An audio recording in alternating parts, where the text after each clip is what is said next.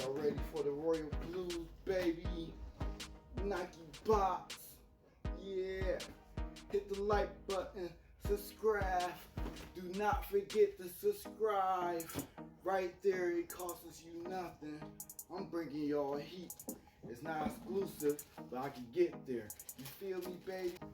What's up? It's your boy Audio, and today I'm back with another anger for y'all today. Yeah. You know what it is. We're gonna get into it. This week we got the Forest coming out. They're releasing multiple colors.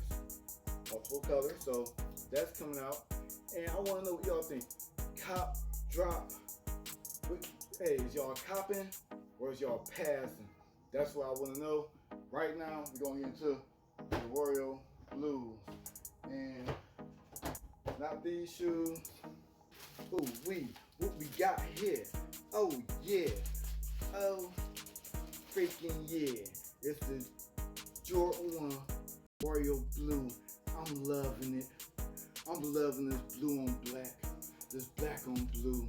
This crime with a little hint of white. I'm loving it. Air Jordan logo. You feel me?